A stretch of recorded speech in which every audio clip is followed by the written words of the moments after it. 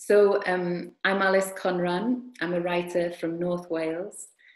I write fiction and non-fiction and poetry, but mainly novels. And Dignity is my second novel. My first novel was Pigeon. I teach creative writing and get to work with a lot of other writers at the University of Bangor as well. So I write on a variety of themes, actually. There's a lot of emphasis on voice in my writing, on language, but also in this new novel, there's also an emphasis on history, actually, and how history informs the present. And it's a book about the Raj, the British Raj, the last days of the British Raj, but also about how feelings towards empire percolate into our everyday in contemporary Britain. It's told from the point of view of three women, Magda, Evelyn and Sushila. Magda is an elderly lady who is struggling physically and mentally. To her house come a series of carers, and one of them is a young girl called Sushila, with whom she strikes up quite an unlikely friendship. Magda was born during the last days of the Raj, and her mother, Evelyn, who is a Memsab out there during those last days, is the other voice in the book. So the extract I'm going to read is in Evelyn's voice, and it's from when she first arrives in India.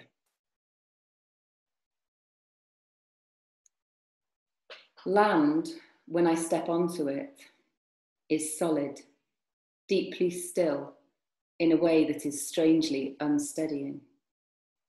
I almost fall with its disorientating bareness. Despite the seasickness, I had learned to rely on the swell and retreat of the sea. This solidity is a new rule book. Images slip and slide past as we make our way from the deck and down the staircase, beyond the waiting relatives and into it. Perhaps there are other bodies with us walking, and bodies walking the other way too. There is language everywhere, like 100 blue bottles against a window pane.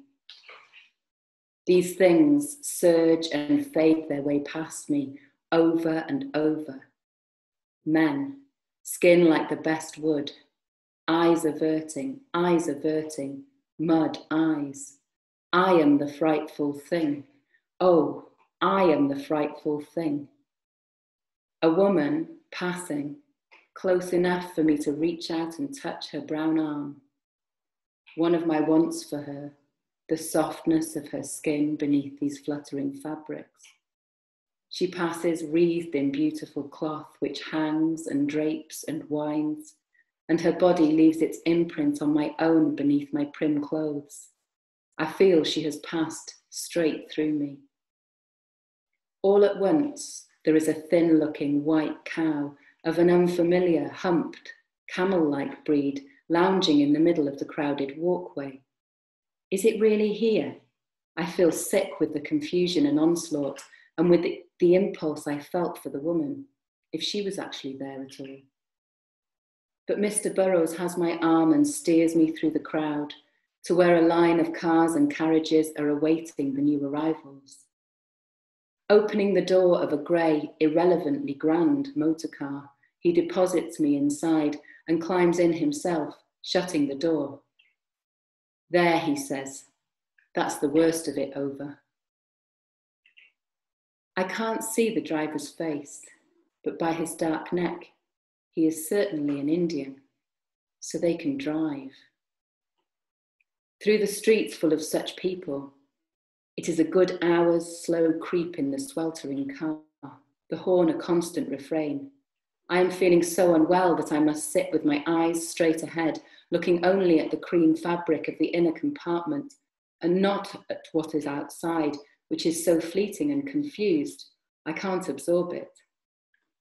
When Mr. Burrows says, "We are not far now from where you will be staying," his first words of the journey, and opens the shutter on the window fully, it is to reveal things becoming focused again. A civilized and plain and English-looking drive, with planted trees lining its wide, dusty avenue, clear and ordered and true.